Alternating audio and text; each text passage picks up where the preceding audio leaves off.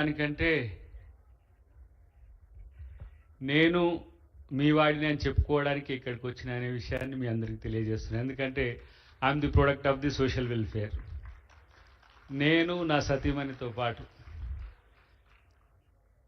చదువు అనేది అందని రోజుల్లో చదువును అందించేందుకు చేసిన ప్రయత్నం ఈరోజు సోషల్ వెల్ఫేర్ డిపార్ట్మెంట్ అంటే లేదంటే రెసిడెన్షియల్ స్కూల్స్ ఇన్స్టిట్యూషన్స్ అయినా కూడా దేశంతో పోటీపడుతూ ప్రపంచానికే ఈరోజు పోటీపడే స్థాయికి ఎదిగినందుకు మా అందరికి కూడా సంతోషంగా ఉందని చెప్పి తెలియజేస్తున్నాం.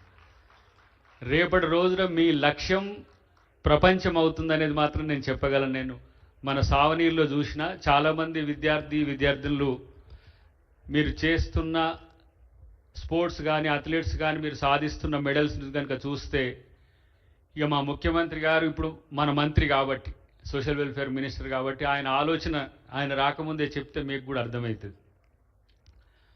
సోషల్ వెల్ఫేర్, బీసీ వెల్ఫేర్, లేకపోతే ట్రైబల్ వెల్ఫేర్ ఇట్లా డిపార్ట్మెంట్స్ అనేవి స్కూల్స్ అనేవి మనం విడివిడిగా పెట్టి వాటికి సంబంధించిన వాటికి మనం నిధులు కేటాయించి ఒక పర్సనల్ కేర్ ప్రతి డిపార్ట్మెంట్కు చూసుకోవాల్సిన పరిస్థితి వస్తున్నది. రేపటి రోజున విద్య అందరికీ సమానంగా అందాలంటే అందరూ సమానంగా చదివి సమానంగా ఉండే వసతిని కల్పించే ప్రయత్నం ఒక 2 సంవత్సరాల క్రితం మన ముఖ్యమంత్రి గారు మా దృష్టికి తెచ్చినప్పుడు మల్లురవి గారు కూడా ఉన్నారు. మేము మీడియాలో పోతున్నప్పుడు అసలు ఏంటి మన మిషన్ ఏంటి, విద్యా వైద్యం ఉచితంగా ఇవ్వడం అనేది ఒక లక్ష్యం అయితే అందరికీ సమానమైన అవకాశాలు, సమానమైన పరిస్థితులు, సమానమైన ప్రాంతంలో కల్పించాలనేది రేపటి తెలంగాణ ప్రభుత్వం యొక్క లక్ష్యం అవుతుందనే ఉద్దేశాన్ని మీకు తెలియజేస్తున్న మిత్రులారా. ఎందుకంటే ఇన్ఈక్వాలిటీస్ అనేది చర్చ. దీంట్లో ఎవరైతే బలహీనంగా ఉన్నారో వాళ్ళను బలోపేతం చేయడానికి మనం రిజర్వేషన్స్ కానీ లేకపోతే ప్రత్యేక ఒక సెంటర్స్ అట్లా ఏర్పాటు చేసినట్టుగానే సోషల్ వెల్ఫేర్ డిపార్ట్మెంట్ని తయారు చేయడం జరిగింది. కానీ ఈరోజు ఎస్సీ అంటే ఏదో చరిత్రలో ఏదో చిన్నవాళ్ళు, ఎస్సీలు అంటే ఏదో చదువు లేని వాళ్ళు అనేది కాదు. ఎస్సీలు ఈ భూమిపుత్రులు, ఈ దేశం మూలవాసులు, ఈ దేశంలో పరిపాలకులు. దళితులంటే పరాజితులైన వాళ్ళని అంటరాని వాళ్ళుగా చేసిన సమాజం. మరి సద్బ్రాహ్మడు ఈరోజు చదువుతున్న మంత్రాల్లోనే జంబూకుడు ఉన్నాడు. జంబూకుడు ఈ మొట్టమొదటి జంబూద్వేషపు రాజు. మరి అలాంటప్పుడు మొట్టమొదటి రాజు చెప్పులు కుట్టుకునేవాడు ఎందుకు తయారైండు? ఆ జాతి నుంచి వచ్చిన వాళ్ళమంటే సమాజపులో ఉన్న కొన్ని ఇన్ఈక్వాలిటీస్ లేకపోతే అణిచివేతల వల్ల వచ్చినాం తప్పితే ఈ దేశ భూమిపుత్రులు ప్రపంచానికి ఎక్కడ కూడా తక్కువ లేరు అనే అంశాన్ని మనం భవిష్యత్తులో చూపించాల్సిన అవసరం ఉంది. ఇప్పుడు ఇలా అద్దంకి దయాకర్ ఒక ఎమ్మెల్సీగా అయ్యిండు, లేదు ఇలా ఒక చదువుకున్న డాక్టరేట్ అయ్యిండు. నేను మొత్తం సోషల్ వెల్ఫేర్తోనే చదువుకున్నా. నేనైతే నా తల్లిదండ్రి తర్వాత నాకు తల్లిదండ్రి ఎవరంటే సోషల్ వెల్ఫేరే. నేను ఎంకామ్ చదివినా సోషల్ వెల్ఫేరే నాకు సహకరించింది, ఎంసీఏ చదివినా నాకు సోషల్ వెల్ఫేరే, ఎల్ఎల్బి చేసినా సోషల్ వెల్ఫేరే, పిహెచ్డి చేసినా కూడా నాకు సోషల్ వెల్ఫేరే. నేను ఏమైనా సర్వీస్ చేయాల్సి ఉంటే సోషల్ వెల్ఫేర్కే చేయాలి. అందుకనే నేను మీ వాడినే. మీ హక్కులు ఏవైనా ఉంటే మీరు ఈ వేదిక మీద ముఖ్యమంత్రి గారు వచ్చిన సందర్భంలో సెక్రటరీ గారు కానీ ముఖ్య నాయకు ఎవరైతే మీ కన్సర్న్ డిపార్ట్మెంట్ హెడ్స్ ఉంటారో వాటిని మీరు ముఖ్యమంత్రి గారి ముందు చెప్పండి.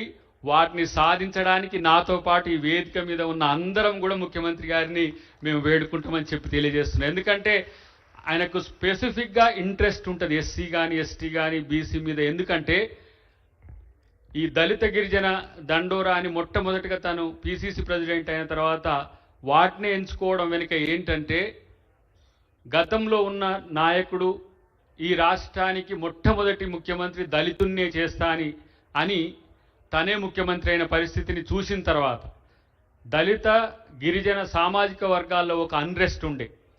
వాళ్లకు మనం భరోసా ఇవ్వాలంటే వాళ్లకు మనం ఏం చేయగలుగుతామో మొదట వాళ్ళ ఎజెండా పెట్టాలనే ఉద్దేశంతోనే వారు దళిత గిరిజన ఎజెండా అనేది ముందుకు తీసుకురావడం జరిగింది. కాబట్టి ఇప్పుడు అలొకేషన్ సప్లాన్కి సంబంధించి కానీ ఇతరత్ర ఏవైనా ఉండని కానీ నేను అనుకుంటున్న విద్యను కింది వర్గాలకు మరింత చేరువయ్యే విధంగా ఎన్ని వేల కోట్ల రూపాయలైనా ఎన్ని లక్షల కోట్ల రూపాయలైనా ఈ ప్రభుత్వం వెచ్చించడానికి సిద్ధంగా ఉంటుంది.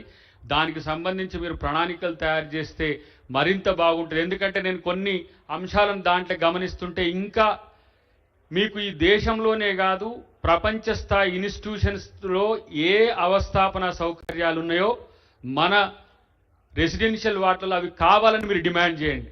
మీ డిమాండ్లను సాధించేందుకు మేమున్నాం అనేది గుర్తుంచుకోండి. మీకు సందేశము మీకు ఆశీర్వాదము అంటే సందేశమైన ఆశీర్వాదమైన మీ సేవకులుగా మేమున్నప్పుడే నిజమైన మీ వారసులుగా ఉంటాం తప్పితే మరొకటి కాదని చెప్పి తెలియజేస్తూ చివరగా ఒక్క అంశం మీకు గుర్తు చేసి నేను ముగిస్తా. ఈరోజు అంబేద్కర్ గారు చెప్పిన pay back to the society అనేది ఎదిగిన దళిత గిరిజన బడుగు నాయకులైన ఉద్యోగులైన ఎంత మేరకు చేస్తున్నారో నాకు తెలియదు. కానీ ఈరోజు ఈ జనరేషన్లో మీరు ఆధునిక యుగంలో